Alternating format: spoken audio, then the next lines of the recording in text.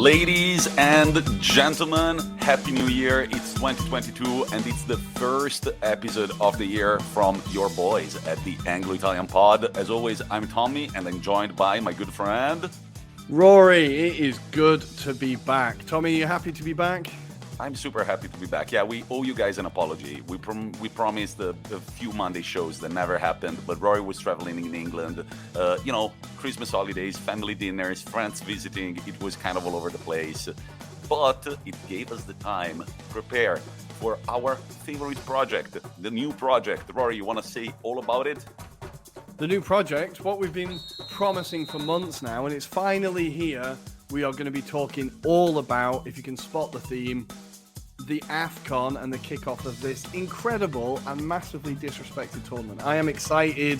I've been watching all of the games so far. I've been double screening, triple screening. I feel like yesterday was the first day in my life where I was like, there's too much football. I was quite oppressed by the amount of football. I had to keep up with the FA Cup, Serie and Afcon whilst Arsenal got beaten by Nottingham Forest. Yesterday was a stressful day, but we're here to talk all about it. We are here to talk about it. It's going to be Africa Cup of Nations month. There are going to be special guests. We're not going to tell you who, but we're already going to have 2 interviews that you're going to be able to listen to on our Friday episode this very week. And today, it's Monday. It's our Euro Review Monday, but of course, we're going to have a strong focus on the Africa Cup of Nations. We are going to talk a little bit about the history, the reasons why we decided to cover it, and then we're going to go in depth about the first 4 games that have been played. And as we are speaking, there is another one going on at this very moment. I believe the result is still 0-0. I would be surprised if it wasn't. Let me check. Yes, it's still Comoros. 0-0. Gabon at the 3rd minute. They're playing for Group C. After then, Morocco won 1-0 against Ghana. Rory, very quickly, how was your winter break? It was a little bit stressful, a little bit drunken, but it's good. I'm back in Milan now. I did end up stuck in the UK for a week because everybody has COVID there. But I did manage to get back. I got to see my friends, got to see my family, got to do a good bit of English drinking. So it was all right. How was yours, Tommy? It was pretty good. It was very American-centered, I could say, since our good friend of the pod, Reed, visited at the end of December. And then 2 good friends of mine from Washington State came to Italy, and they took them on a beautiful culinary tour between Genova, Recco, Camogli, Lucca, Firenze, Bologna, and then back to Milan. Wow. And you know what was amazing about it? The fact that our longest drive was 2 hours. And you just see so many different places in Italy. It's mad. With 14 hours, you can go from the northernmost point to the southernmost point. But in between, there are just so many things to see, so many local dishes. It was beautiful to show my country to some people that had never visited before. So that was beautiful. A little tiring, I have to say, but now I'm back. I'm back. I'm ready to get back to work. Woo! Back teaching. I'm super excited. But before that, we've got lots of football to talk about, Tommy. Lots of football to talk about. Now, if you've been following our socials, you will have seen that we've been doing a little bit of Afcon history, a little bit of a build-up, and we're just going to talk you through a little bit of the history of this competition now and why we've chosen to talk about it. So, Tommy, let's go. Let's start from the why, exactly. So this was an idea that actually Rory put forward, and I was all about it. Honestly, and this says a lot about how little this tournament is covered, until a few months ago when managers in Europe and Italy and England especially started complaining about their players leaving for Afcon. I didn't even know that there would be the tournament in 2021. So when Rory said we should cover it because it's massively disrespected, I was just like, you know what? Fuck yeah. So, Rory, what prompted you to decide to cover this tournament? Well, it's a tournament that I've watched for years, and it really started with this and with Kolo Touré at Arsenal. When we signed Kolo Touré, I kind of really instantly fell in love with him. I loved his vibe, that he was like a great defender, but also you didn't really know what he was going to do. And he was a little bit like the story about when he signed for Arsenal and he was 2-footing everybody and tackled Arsene Wenger. And it just, all this thing made me fall in love with him. And from then you know me, Tommy, I get very obsessed with things. And I became obsessed with Ivory Coast. I became obsessed with that team. And it was the generation that had the Touré brothers, Drogba. It had that real great Ivory Coast team. And at that point, I just started watching the tournaments. It was always on Eurosport, from what I remember. I think BBC did it a few times. And I always liked that the tournament was a little bit like, when you used to watch tournaments as a kid and you would discover players or teams and you're like, oh, I didn't know that guy. I didn't know this team. I didn't know those players. And I feel like Afcon is one of the few tournaments left where you still get that. Like when we watch the Euros, we know about all the teams. We know about all the players. We know about all the vast managers. majority. Yeah. Exactly. And for most teams, you will know one player. You will know 3 players or something, right? But with Afcon, there's some teams where you have no idea. You're like, I don't know anything about Comoros, right? And it's a chance for you to discover all these new players, this new kind of footballing culture. And for me, I just find it absolutely fascinating.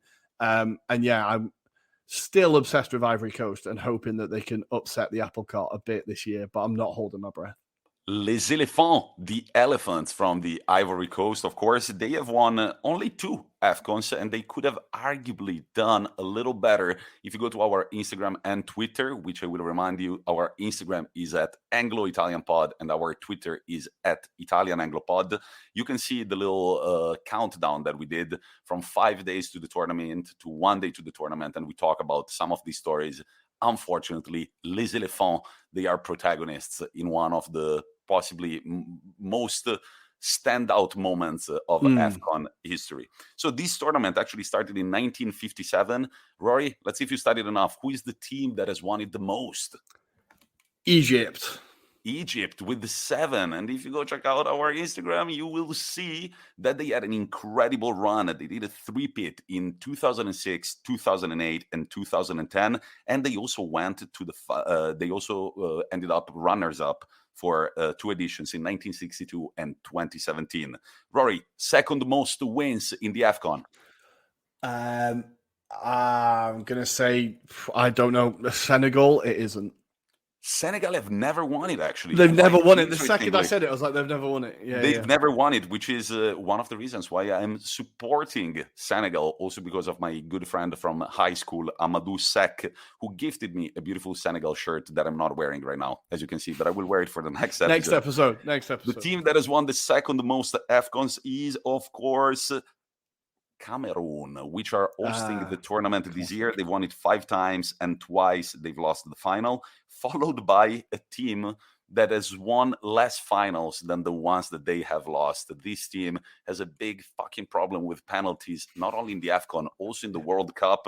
You will remember a game against Uruguay where Suarez saved, then they had the chance to win it. We're talking, of course, about Ghana. Another team that I would love to support, but Rory was just like, Tommy, after watching today's game, he was just like, Tommy, just don't go there. It's going to just be tears and pain. We'll get onto it, but their squad hasn't changed since that Suarez World Cup, I'm pretty sure. Like, it's the same players.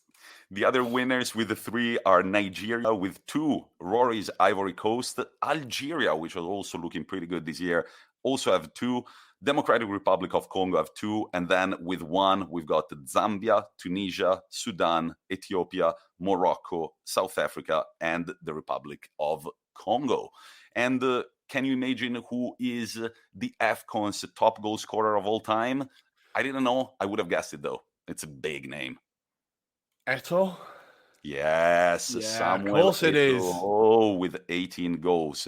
So it's a tournament that, as Roy was saying, is also very interesting because some players we will know, some others we don't know, and we had to do research about them. But it's also pretty interesting because on the same field, there are people that will play in the 3rd Scottish division, and they will be on the other side of the pitch. There will be the captain of Napoli, arguably one of Italy's best teams. So that all makes it really, really interesting. So this edition, Rory, before we review the games, who do you think are the favorites to go all the way and lift the trophy, which, by the way, you can see in the background of our live stream, it looks pretty sick. It looks like it looks like an ice cream, kind of, in this sort of like very nice cone. Yeah. It's very nice. So, Rory, who do you think is going to lift the trophy? Of the teams I've seen so far, the team that have impressed me the most, they've just finished playing, is Morocco. I think it was a terrible game against Ghana. It was a really bad game, but they were pretty efficient. They look solid defensively.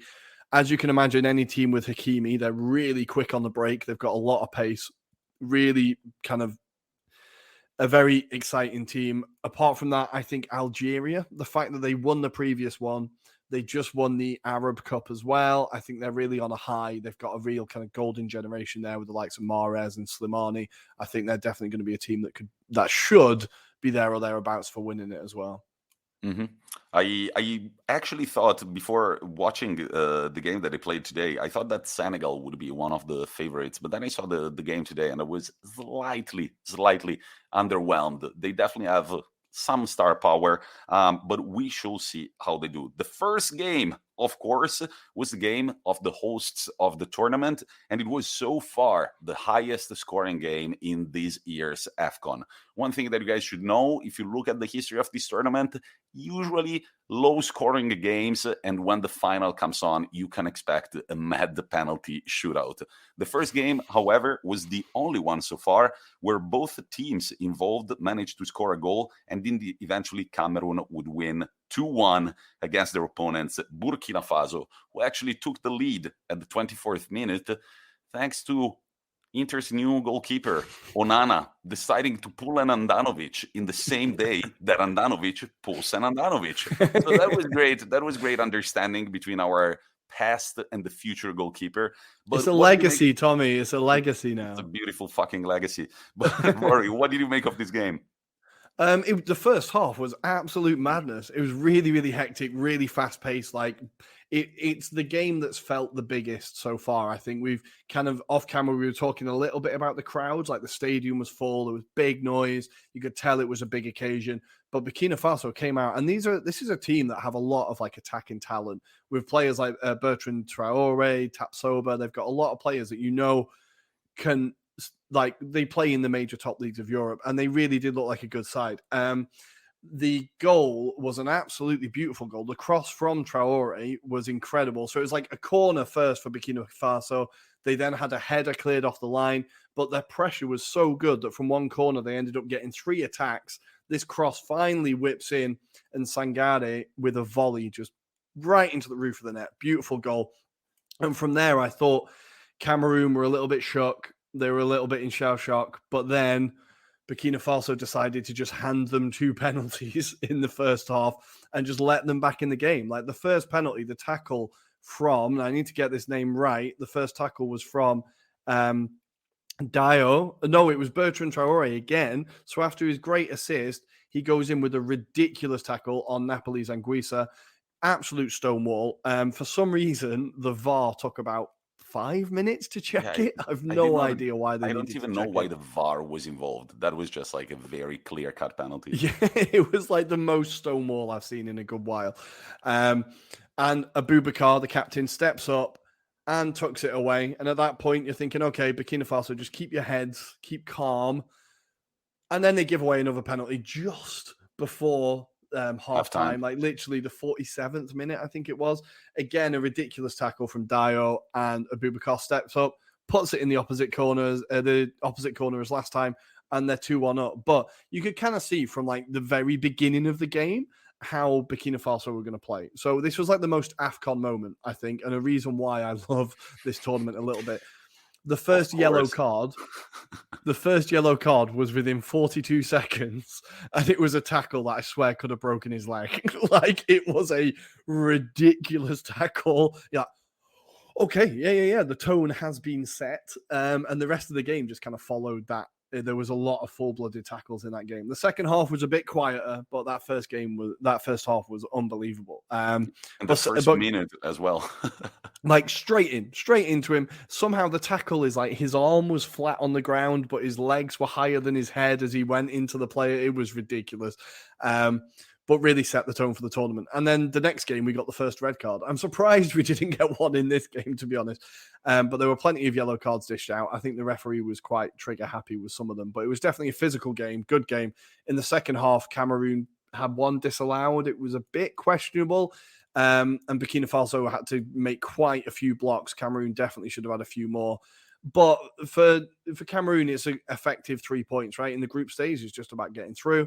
For Burkina Faso, it's a little bit disappointing. This was a team that I thought they could still get through. Obviously, it's only the first game, and I think they could surprise people. But I was still a little bit disappointed in their not a bit of lack of discipline, I suppose. It just kind of let them down when they didn't need that, really.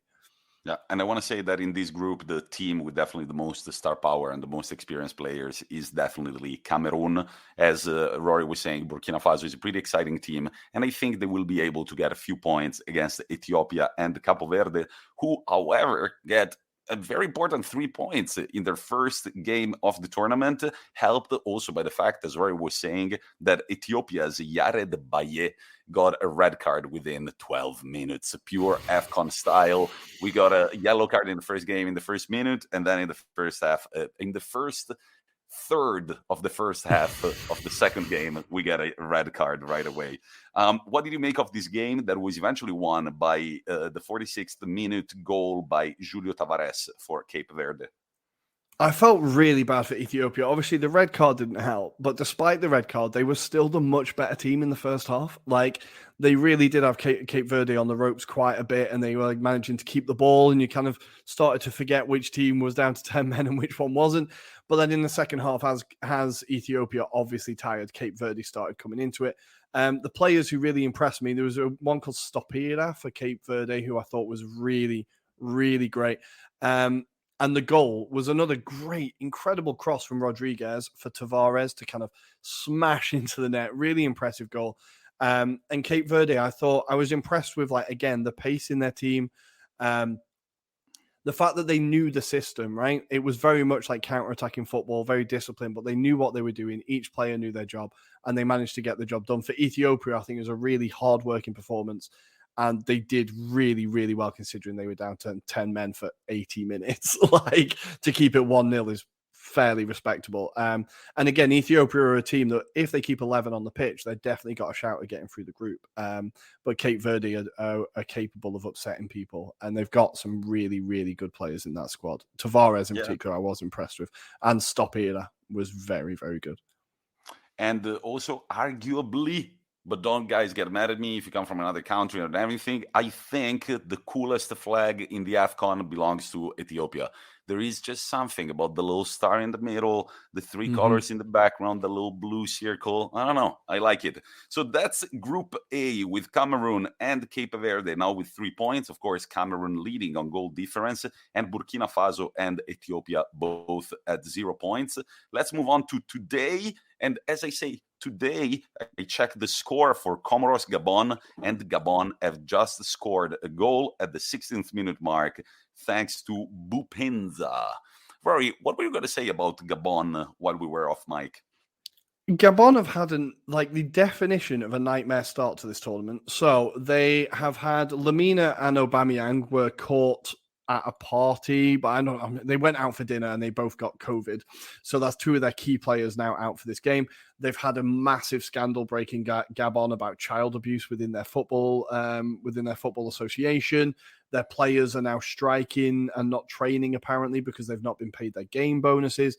It has been an absolute nightmare start for Gabon. And honestly, I expected and still expect Comoros to get something here. I'm surprised that Gabon have taken the lead because it has been as bad a preparation for a tournament as you can imagine. Apparently, the players aren't happy with the hotel. They want to move.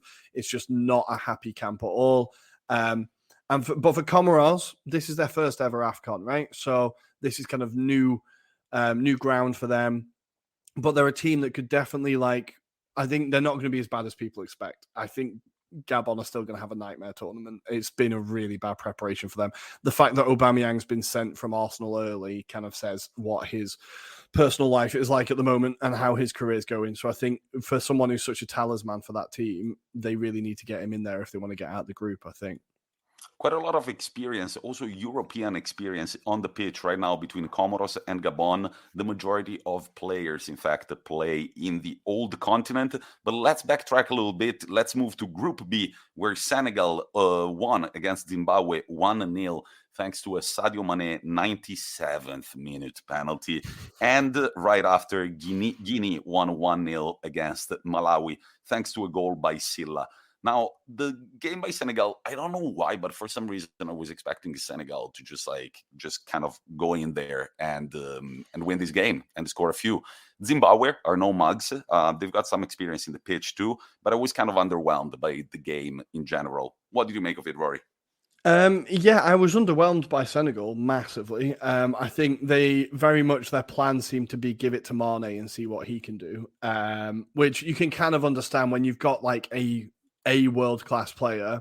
Although they've got a few around that team, but when you've got a world class striker, he becomes your plan A, plan B, and plan C, and that's what it kind of felt like. He had a moment where he rounded a defender, but just smashed it straight at the goalkeeper. He's kind of rushing it a little bit.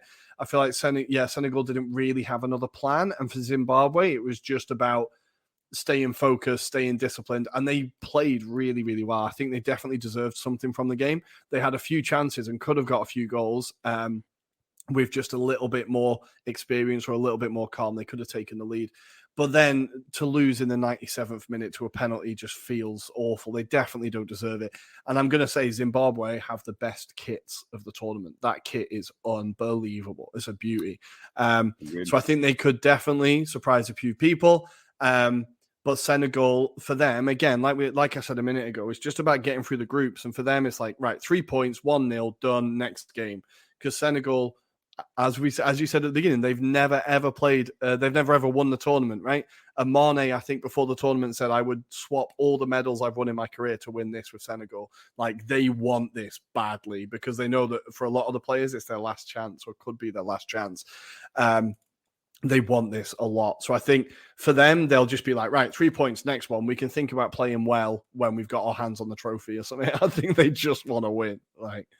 And Senegal going into this game with a 6-man bench. Of course, Koulibaly is out at the moment. He will recover and eventually join his team. But I was surprised by seeing that there were only 6 people on the bench. And if you consider the situation, then these 3 points are absolutely golden for les Sénégalais. But let's move on to Guinea, Malawi, another very low-scoring game. Guinea eventually win the game thanks to Sila's goal at the 35th minute. Now, this game, I literally just saw the goal. It happened today. Was kind of busy with work. Rory, did you have a chance to go a little deeper into it than I did? You can take us through the goal, Tommy. I literally just saw the goal celebration. I was trying to double screen and my tablet collapsed. My tablet completely collapsed. I let it go. So you didn't even see the goal. Right now on the spot, I'm blacking out completely on how the goal looked like. I'm gonna look it up right now again, see if I can find it, and we're gonna move on to Group C, Morocco, Ghana. And here, Rory, you have a hot take. Morocco, possibly the best team that you've seen play so far.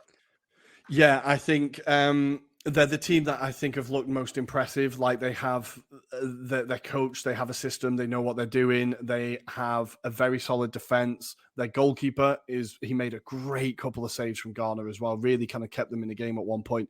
Their defense is solid. Their midfield didn't face much competition against Ghana's today, but they've got a solid midfield. And like I said, they've got a lot of pace on the counter-attack. Hakimi just had the full wing to go up and down, which he loves to do. And up front, they've got some strikers that like now Boufal, Premier League watchers will remember him from Southampton and like flattering to deceive just a little bit. But he scored a beautiful goal. I absolutely smashed it, even though the Ghanaian defending was absolutely terrible. They all just seemed to dance around the ball rather than clearing it. Made it really easy for Boufal. But I think Morocco looked... Yeah, they're the team that I think looked the biggest threat so far, but we still have a lot of big teams to play yet. We've still got Algeria to come up. We've still got Nigeria, whatever the hell's going on there, but we've still got Nigeria, still got some of the contenders to come up, but I think Morocco have impressed me the most so far. Ghana were absolutely terrible. The fact that they've still got the Ayew brothers up front is genuinely concerning. Like they were good players in their day. I think good and enough. I don't think they were great. I think they were just good players. And now they both look pretty old. And I can't believe that that's still their kind of system. It seems like they've not moved on since the 2010 World Cup. And that was 11, 12 years ago now. Like you need, whether they need the balls to just bring through a new generation or they just haven't got that new generation. I don't know. Someone who watches more Ghanaian football than me would know. But I feel like they need to take that move on because they had zero presence up front today at all. Apart from Sulemane, that guy was really good. The guy's 19 and his dribbling is ridiculous. He was the one player that I thought, okay, there's a bright spark for Ghana. Like Sulemane really does look exciting, but the rest of the team, Thomas Partey was an absolute disaster. Like genuinely terrible. I think this is not good for Ghana. And going back to the Guinea and Malawi game, I got to rewatch the goal. Now I remember it's a nice little drive down the left flank, actually the left side of the box from Jose Kante, who then slides and gets the ball just into the box between the legs of a defender, and Isiaga Silla just has to tap it in to win the game. So in Group B, we've got both Senegal and Guinea with 3 points, Zimbabwe and Malawi with 0. And in Group C, Morocco with 3 points, Ghana with 0, and we shall see the result of the Comoros-Gabon game. Of course, we will update you towards the end of this live stream. And our friend, the Hopeless Wanderer, has been commenting, and I'm going to go through his comments. He said that the Senegal flattered to deceive. As Tommy pointed out, they haven't won the tournament despite having better squads in the past. Thank you very much. Sometimes I love when the Hopeless Wanderer podcast, when they compliment me, I feel just, thank you, man. Then we've got, always from our friend Adam, my tip for the final winner is either Algeria or Morocco. And great minds think alike, Adam. Great minds think alike. Great minds. So a compliment for me, a compliment for Rory. Very good. And then an impartial comment that just says, Felix Gian potentially for future of Ghana. Well, they definitely need, I feel like Ghana is one of those teams that kind of lives in the glory of the past. And I think it would be, as Rory pointed out, it would be a good moment to start thinking about how to refresh the squad a little bit, make it a little younger, make it a little more dynamic, and not rely on the big names that made the history of the Ghanaian team in the past. Well, Tomorrow, the thing is with Felix Jam, we've seen him impressing for Roma, but I'm not sure whether he was stopped from going or he didn't want to go to the tournament, he wasn't picked. I don't know what the situation was, but the fact he isn't in the squad is kind of weird because he is a player that, well, we saw in Serie A, he came on and scored 2, won the game for Roma. He is a player they definitely should be looking at or kind of focusing on. And talking about players that didn't join their national team, tomorrow at 5 p.m. Central European Time, Nigeria take on Egypt, of course, without Victor Osimhen. Now, did you follow that story a little bit? That was weird, dude. Yeah, so I've seen on Nigerian Twitter, they're accusing Napoli of kind of the dark arts. So Napoli said he had COVID. Now he's all clear, but it's too late to register him, so he can't play for the squad. But now he can go back to Napoli and join their team. It does. The cynic in me is definitely like Napoli played that so well. But Nigeria have kind of been shafted because Watford took away Emmanuel Dennis from them as well. Their squad is a little bit in pieces. And I saw a video today of Iheanacho and one of the other Nigerian players kind of play fighting in the hotel, but it started as a play fight and then definitely looked really serious towards the end. Their coach, people are really not happy with. He's like incredibly inexperienced, really doesn't know what he's doing. I think Nigeria could be a bit of a like France 2010 was that the tournament when they exploded? I think Nigeria could be that in this Afcon. It's kind of a bit of a powder keg building up, which is a shame because they've got a really great squad. I mean, Iwobi, just being some of the names. I was just going through the squad right now. Musa as well. It's not a bad team, but definitely Osimhen up front, and it would have been such an exciting game. You know, Mo Salah against Nigeria's Osimhen's Nigeria would have made for a great games. The Flying Eagles against the Pharaohs, but hey, we will see. It's football. You know that in this podcast we're all about wrong predictions, so you might as well bet those £5 on Nigeria winning the Afcon. Shut us up. On the same group tomorrow at 8 p.m. we've got Sudan versus Guinea Bissau, and only one game from Group E tomorrow is going to be played, and it's Algeria taking on Sierra Leone. So these are the games for tomorrow, while on Wednesday we are going to have Equatorial Guinea playing Ivory Coast, Rory's Ivory Coast, Les Elephants, and Tunisia taking on Mali, and Mauritania taking on Gambia. And on Thursday, it will be the start of Group A again. We will be recording at that point for our Friday episode, and you will know all about the following action. Rory, anything to add about this first AFCON coverage of this month? No, I think I'm just excited to see the tournament start. I think it's going to be it's been a slow start. There's not been a lot of great games. There's not been a lot of goals. But I think as the tournament goes on, when it gets down to the knockout stages is going to be really, really entertaining. And there will be some teams that surprise you. I think maybe there's like a natural instinct to think, oh, because it's Comoros, they're going to be terrible. I've never heard of Comoros, but some of these teams are actually very, very good and definitely worth watching. So I think even if it's been a slow start, stick with it. It's always a great tournament, and there will definitely be penalty shootouts in the knockouts. There always is. It's like a law in Afcon, and they're always like 12-13. It's never settled within the 5. Never. No, never. 20. I was looking up the story. One of the ones that we posted, it was like 21 penalties at the end, like total. It was like mad, man. The record, the world record longest penalty shootout is in the Afcon. I think the top 2 are in Afcon. I'm pretty sure. Yeah. By the way, one thing that Hopeless Wanderer just typed, our friend Adam, is that actually Osimhen, and that's what I heard too, that Osimhen chose that he wasn't ready, and apparently he wrote to the Nigeria Football Association and he just said, guys, I don't wanna play for this tournament. I don't know if it's because he's still undergoing recovery for his former injury, because he had the COVID or not, but it was kind of a weird situation. And it was weird because I follow him on social media and it feels like all of Nigeria is behind him. And I wonder what the reaction has been for this one. He's also a great follow. If they could just get Google Translate for Pidgin, that would be great. Because I can't really I get the beginning, and then it disappears. I really do need Google Translate because some of it, I think it's funny. I just can never quite tell. He posts a lot of funny memes that I wish I could understand, but I don't have the language knowledge to get there. By the way, a little round of applause from myself to Rory, because Rory has been he had to quarantine back in England. And during that time, he just became a big DMer, as he usually does, even bigger. And he's... Watch out, ladies. Yeah, exactly. Tiziana, don't listen. This is Rory's girlfriend.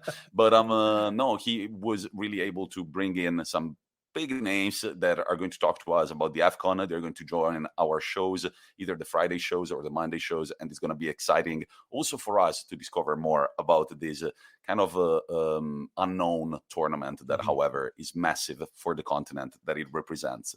So, Rory, we're at 34 minutes. We still have 26 minutes to go. Do you think it's time to talk very briefly about the biggest transfer market headlines that there have been? Let's do it. I think we need to go back to our roots, Tommy. We need to go back to our roots and back to Premier League, Serie A, back to Europe, just for a bit. Back to Europe. So let's just start from the biggest one, which I think is just like a big thing for a city far, far away from Africa. We're going to move all the way to Canada.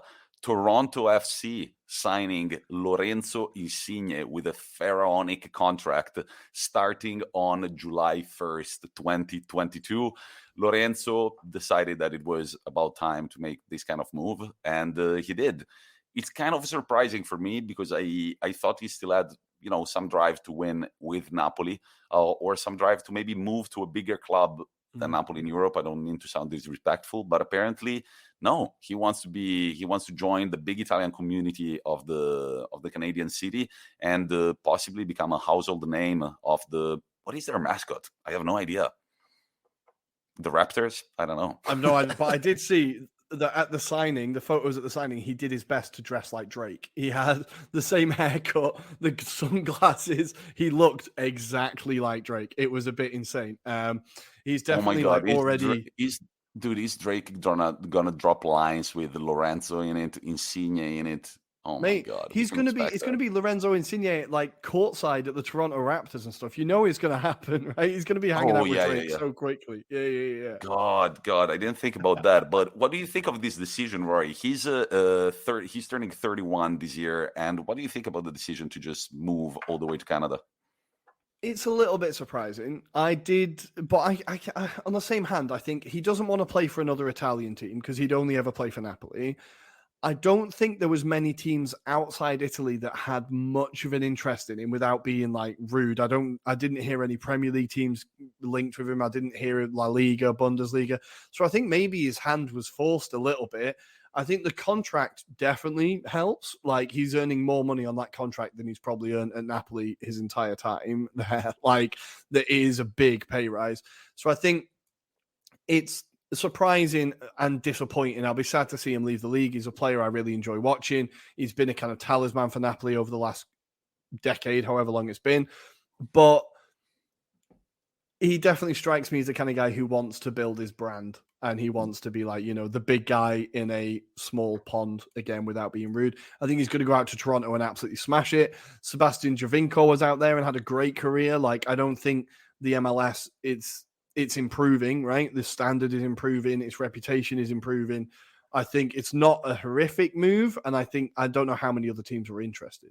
Our friend Adam says, wait until he learns the tax system in Canada. LOL. That's actually a pretty good point. I don't know. The Napoli, I have to say that the Maradona Stadium, Napoli's stadium, they all stood up and like clapped him. Apparently, it had gotten to a point where he was asking for a raise. His contract was about to expire. Napoli really couldn't make that offer. And then eventually they decided they agreed to this thing, and he's going to leave. Definitely Napoli are going to look a lot different next season if both Insigne and Mertens leave, and it will be the end of an era, after Hamsik, after Insigne, maybe it's going to be Mertens, and Napoli are going to have to recreate their team a little bit, which, looking at the latest results, might not even be that bad of a thing. Maybe Napoli actually need a big change to actually make a statement. Pretty funny what I heard. I saw this meme. It was like, when Spalletti starts managing your team, you can be sure that your captain is going to leave. First Totti, then Icardi, and then Insigne. Boom, done. Away. This is a good question. Sorry, just in from Hopeless Wanderer again. Will he still be in the Italy squad? Maybe the Chiesa injury dictates this. Do you think he would get picked now he plays in the MLS, or will he just be forgotten? There is a little bit of racism from the Italian national team when players move to another continent and they kind of like fall out the radar. I mean, Giovinco was kind of always in the national team, and then when he made the move to Canada, they kind of told him like, we're not gonna call you up that much anymore. I think that Insigne, the manager is the same, so Mancini's still managing the team. Insigne did win the Euros with Italy, did score a very important goal in that game. Chiesa is now out injured for the rest of the season, so I think that it would be, Italy's chances of qualifying for this World Cup are already slim, and I think that he's going to be called up for this game, for those two games, definitely. Then we will see what happens in the future. The other big name, Onana, signing for Inter Milan, and he's going to be available starting from the end of the season. But also Christoph Piontek, coming back from Hertha Berlin. That is the dumbest celebration fucking ever. He doesn't even do it in a smooth way. He doesn't even shoot the two guns. I don't know. It feels like he's having like an epileptic attack a little bit. But Fiorentina made this decision to sign Piontek. Do you think this is a replacement for Vlahovic, or they're going to play together? I can't even control my excitement about this. It feels like we're really pushing for Vlahovic, and I'm really trying not to get overexcited. What I've read is that Vlahovic is happy to come. He's happy with the contract. Fiorentina are happy to sell. Arsenal are happy to pay well over the odds, but it is Vlahovic's agent that is apparently getting in the way. I think that his agent is trying to use us to get offers from other clubs, but interestingly, no other clubs are really looking at him. Like, City want Haaland, Real Madrid want Mbappe. Like, every other team kind of wants a different striker, and I feel like Arsenal are the only club now, and they're trying to take advantage quickly and be like, right, get him now before anybody else looks. I think he could be a replacement, but I kind of get the feeling that Vlahovic's agent is just playing us. We'll get beaten to him by Bayern Munich in the summer. But I'm really trying hard not to get overexcited, because if we sign Vlahovic, I might explode. Like, holy shit, that would be incredible. That would be incredible. I think that could be the beginning of a new era. And our friend Joe Spagnoli is asking, would Rory combust if Vlahovic went to Newcastle? Yes. Yeah. Short answer, yes. There would be a rant about evil blood money within the Premier League, and it would not be bitter whatsoever. Another name that Rory was very happy about, English players taking over Italy. It's Maitland-Niles this time around, joining Mourinho's court and already playing his first game against Juventus. He had a pretty good game despite the loss. Rory, what does this mean for Italians loving English football? I think just with Maitland-Niles, just sit and watch him and enjoy. He plays like he's playing Super League on a Tuesday night. He's ridiculously calm. really chilled. If he ever takes a penalty for you, just bask in it. He is the best penalty taker I've ever seen in my life. He is a great player. Like, I think his strength is his versatility. He can play right back. He can play in midfield. He's technically very good. His passing's good. He's strong. He's quick. And he genuinely, like, he's a player that I'm kind of disappointed Arteta doesn't like, because I think he really could do a job for Arsenal. Last night against Forest, we definitely could have done with him. Like, so I think for Roma, it's actually a really good signing. If they give him time, and it looks like he's going to get opportunities, like going straight into the first team, I think he could be a really good signing. And that little English core building in Roma, Smalling is having a great season again. Tammy Abraham is the highest scoring English player in any of the top 5 divisions in Europe. Like, I think this English core that they're getting is actually quite good for them. Roma, I don't know what else is happening beyond them. They are impossible to predict or watch or deal with. But I think there's started to be something built there, maybe. We are going to get there. But Rory, biggest transfer headlines in England before we kind of review Serie, the FA Cup, and then there is a big game coming up this week too in Italy. The big story so far really only involve Aston Villa. The massive one is Philippe Coutinho signing on loan for Aston Villa, which I think is going to go one of two ways. It's going to be Liverpool Coutinho, or it's going to be Barcelona Coutinho. And that may seem obvious to say, but I get the feeling this transfer could be an absolute train wreck. And I think he's just signed. Obviously, it's worth a punt for Aston Villa. It's short term. They don't have to pay all of his wages. They only pay a bit of his wages. He played with Steven Gerrard, so there's like a relationship there.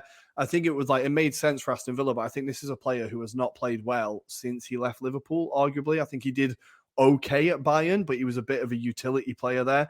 I don't know if he's going to be able to come in and give Villa that extra step. Like, they've already got so many attacking midfielders like Buendia, Leon Bailey, Traore. I'm not sure how they're all going to fit in, but it could be a good signing. I kind of get the feeling it won't be. And today, Aston Villa have been linked with Lucas Digne from Everton, which could be a hell of a signing. People have known for a while that Digne is very unhappy at Everton because everybody linked with Everton, everybody involved in Everton at the moment is very unhappy. So why wouldn't Lucas be? So it looks like he's basically told Benitez he wants to leave. Aston Villa are looking for a kind of backup left back. It's mad. Like, their wing backs are so good, Target and Cash. If they get Digne as well, you're like looking at some seriously strong depth in the wing back position.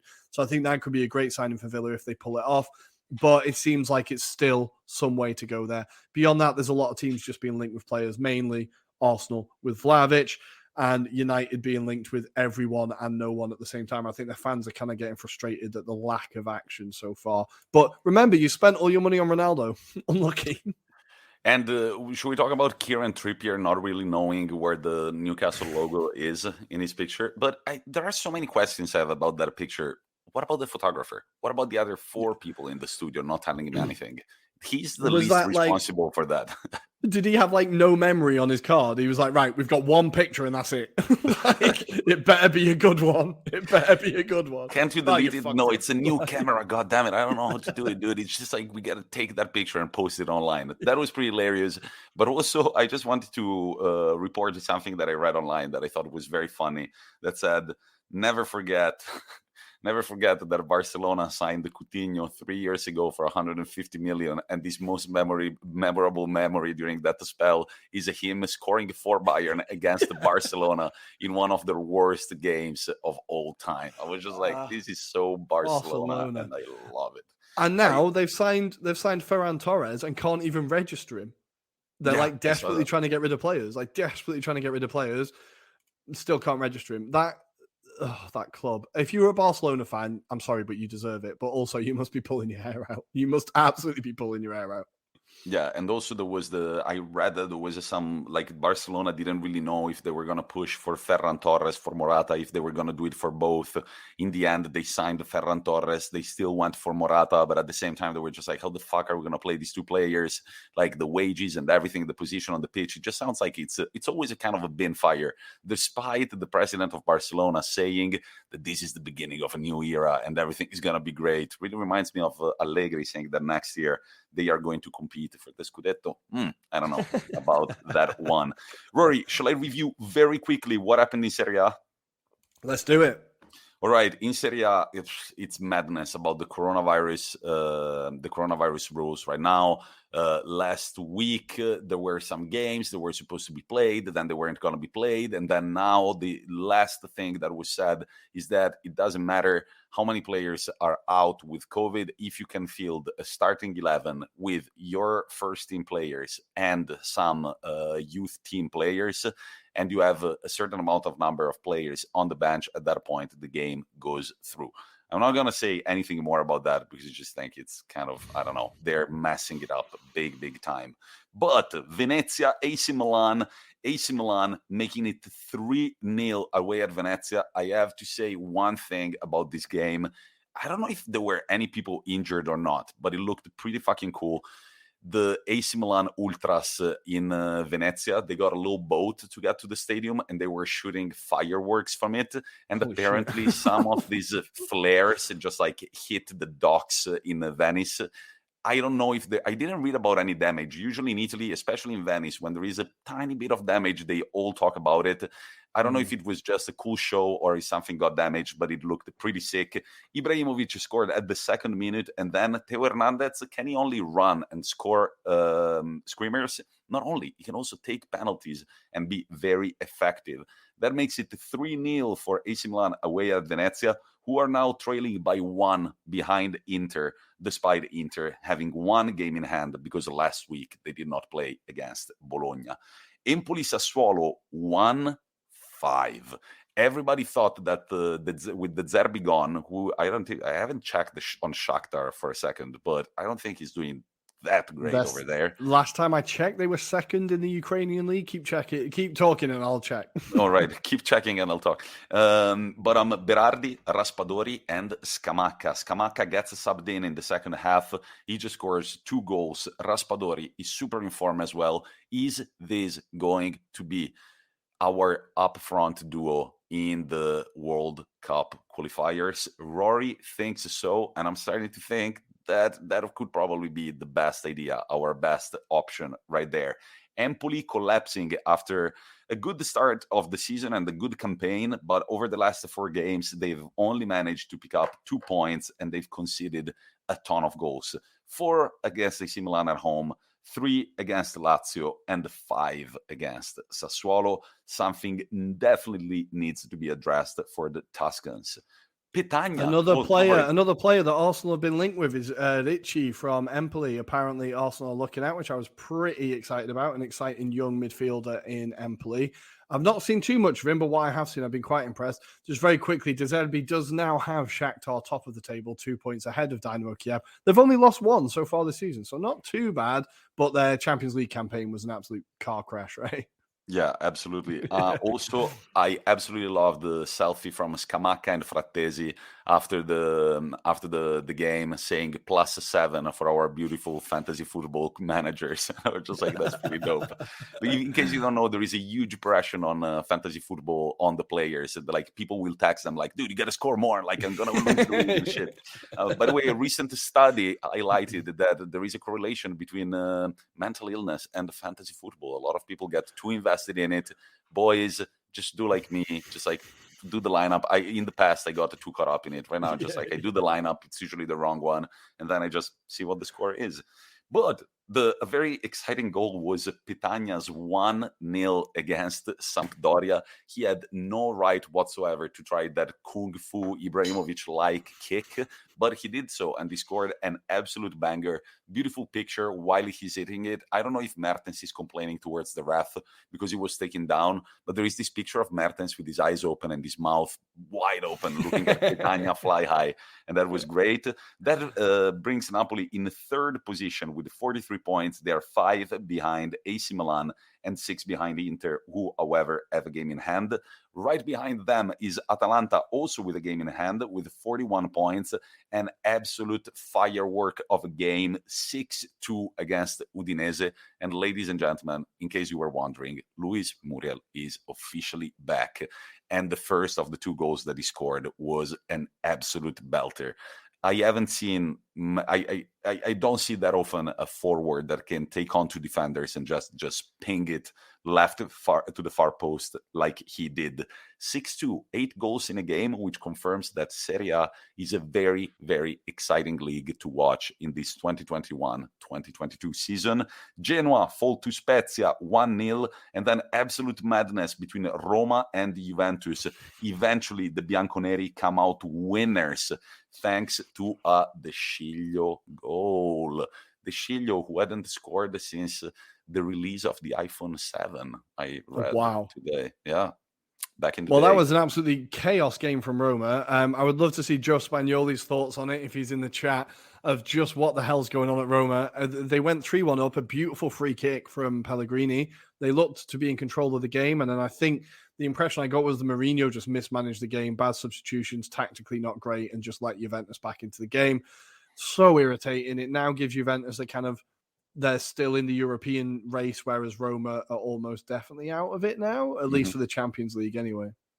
And Pellegrini missing a very important penalty that would have made it 4-4. That was bad. That fucking Jorginho skip. Why do people keep doing that? That's boring. It's stupid. And the goalkeeper, if he's as experienced as Chesney, he will have a higher chance at saving it than if you just fucking ping it top. I don't know, man. Central. Just hit it as hard as you can. Just hit it as hard as you can. Exactly. Within the goal, possibly. Yeah. Salernitana making the headlines. They win their third game of the season. Away. They win away. They won away. It was 1-0. Then Verona made it 1-1. And 10 minutes later, it was just like, nope, we've got this. So even scoring after they got scored against, that doesn't sound like Salernitana. Good job, boys. And then Inter Milan scoring with 2 defenders to win the game against the Lazio. But my question is, before we review the FA Cup very quickly, is Bastoni really a defender? Because it's starting to feel like this guy can do it all. I did see I think it was a friend of the show, Uncle Sharma, shared a thing of a video where Bastoni said, I'm an attacking midfielder who plays in defense. And I think he really does look like a midfielder. His ability, his passing, his crosses, ability on the ball, his crossing, everything about him. He's like, I think I said to you when I first started watching him, I was like, this guy, I think is going to be like the next great Serie A defender. And every time I see him, I'm like, he's going to be a legacy defender for Inter. I think he's going to be one that's like, if his career keeps going on this trajectory, he's going to be one that's in there with like Lucio and the rest of them as like a great defender. The guy can do it all. A great goal from outside the area. And then his assist, the cross for it was a Skriniar header, right? The cross for Skriniar was unbelievable. It just bounced over the line, but what a ball in that was. It was incredible. The guy, obviously man of the match and a player that we've talked about a lot. I really enjoy watching him play. Like, really enjoy it. That goal was absolutely perfect. And Andanovic, we're not going to say it again, but what the fuck were you doing, bud? That goal was a disaster, man. Ooh, we've got bad. Joe saying something about Roma. He says, Roma are like a drip feeding you pure PTSD. I'm struggling to subscribe to Jose's idea that more red cards equals stronger mentality. Well put, Joe. That was everything that we needed to hear. And the last game in Serie A was Torino. Stunning. Fiorentina, 4-0. This just happened today. 4-0 goes by Singo, a brace by Brecalo, and the final cherry on top for Sanabria. Fiorentina slightly struggling.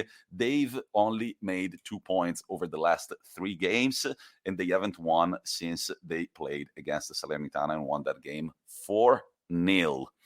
Word for Sanchez as well, bringing back his form of old, says Adam, and I would agree with you. Yeah. Rory, it's FA Cup action. FA Cup. So I'm going to quickly go through the headlines and I'm going to try and not talk about Arsenal too much because that was horrible. So starting with the biggest upset, I'm going to say the biggest upset was League One Cambridge knocking out richest club in the world, Newcastle, at St. James's Park. Ironside, great name, scoring the goal. And the Cambridge goalkeeper Mitov making a great save in like the 90th minute to keep them in the game. It was Trippier's debut and he was off target in all senses, not just unable to find the badge on his shirt. But that was a great thing about the FA Cup. You still get these massive upsets, and we've still had a few of them. Obviously, the next one is Nottingham Forest beating Arsenal. So Arsenal have lost in the third round twice since 1996. Both times have been to Nottingham Forest. It's a bit mad, and both times have been away to Nottingham Forest. Again, I'm going to do Arsenal really quickly, but the problem we have is that we have zero strength in depth. If we don't have our first 11, like the downgrade from Kieran Tierney and Tomiyasu to Tavares and Suarez is terrifying. Cedric, I never want to see him in an Arsenal shirt again. He's terrible. Tavares is still too raw. Arteta dragged him off after 20 minutes. He played that badly. I think after 20 minutes, Arteta was like, right, you're off, brought on Tierney. It was definitely a massive statement from Arteta. Like, if you are not playing well enough, you are not going to play. Nottingham Forest played unbelievably. We were terrible. We dressed like Tottenham in all white, and we played like Tottenham. We were dog shit. And the thing is, there's just no quality. There's no quality outside the first 11, and we're a little bit screwed. Arteta did bring on Kolasinac at the end, which I think was also a massive statement of like to the board, look, this is what I have to work with. I need signings. I need new players. These players aren't good enough. After the game in the press conference, Arteta said, we were not good enough to beat a championship team away. And he was really brutal about it. We're not good enough, so we need more quality. He's definitely making that claim to the board that they need to spend money. I get the feeling we are going to spend money this January. But beyond that, we had a few more upsets. Kidderminster Harriers knocking out Championship Reading 2-1 after going 1-0 down from a goal from Pushkash for Reading. Great name. Love to hear that again. Kidderminster did get 2 goals from Austin and Morgan Smith to beat the Championship side in a massive upset there. Everton needed extra time to beat Hull away. Andros Townsend had to score in the 99th minute. Everton conceded in the first minute through Smith. So things definitely still not rosy at Everton, even though they did eventually get the win. Boreham Wood of the National League knocked out Wimbledon of League One 2-0. Marsh and Clifton getting the goal. That's another great, like, these kind of semi-pro National League teams, seeing them about is always good. And then the kind of heartwarming story of the weekend, Stoke, a team I usually absolutely despise, but Stoke City did have Ian Wright's grandson, Kevin Campbell's son, and Paul Ince's son all playing for the team, playing in their first 11. Kevin Campbell and Paul Ince's sons both scored. Ian Wright's grandson made his debut as they beat Orient 2-0. And then finally, I was a bit cocky in our English-American group, Tommy, wasn't I? Winding up the Spurs fans when they were 1-0 down. They were trailing 1-0 to Morecambe before they brought on all their big players because they weren't good enough. They brought on Kane. They brought on Mora, I think. And in the end, they won 3-1. Nice and easy for Spurs-ish. I think the second, Morecambe gifted them then goals as well. The goalkeeper messed up on the first one. The centre-back gave away the ball for the second, and then Morecambe just kind of gave up. But that was the FA Cup headlines. The big games of the next round, we have Liverpool taking on Cardiff City. Man City taking on Fulham. Kidderminster Harriers will be hosting West Ham. Nottingham Forest, who beat Arsenal, will be playing Leicester City. Chelsea will host Plymouth Argyle. Everton taking on Brentford. Tottenham taking on Brighton. And Boreham Wood get Bournemouth as their prize for making it through to the 4th round. I'm trying to understand what's the logo of the Kidderminster Harriers. I think it's a crab. bird. Might be a bird. Who knows? I think it's some kind of bird. Weird logo. But guys, there is one last thing that we needed to tell you. We're kind of surprised to remember that this is happening because there has been so much football going on. But ladies and gentlemen, this very Wednesday at 9 p.m., Inter Milan take on Juventus for the Italian Supercoppa final. I am very excited about this one. Could be the first trophy of the season. I am going to be angry if Juventus snatch the trophy from us. It would be the first Super Cup in more than 10 years. So definitely a nice little thing to add. And it would be Inzaghi's first trophy at Inter Milan. Hopefully the boys go in with their Serie A mentality where they're just looking like the most informed team. And we can snatch the silverware. What do you say, Rory? I think Juve without Chiesa are going to be in a lot of trouble. He is the only bright spark in that team. So I think that is a massive positive for you that he will not be playing. Although Dybala does still look dangerous, but I think they're going to be relying on Dybala too much now, right? I think Allegri said he was going to split the responsibility between Dybala and Chiesa, and now it's going to be just Dybala. So we will see how it goes. Juve still look terrible despite beating Roma. They look terrible. Also, very important message to Dybala's girlfriend. If you guys break up, I am single and I am always available. I didn't know who she was. Then I bumped into her. I was like, hey, look at that. But guys, I think we're done. Don't forget about our Afcon action and your Afcon action. Currently, Gabon are still 1-0 against the Comoros at the halftime mark.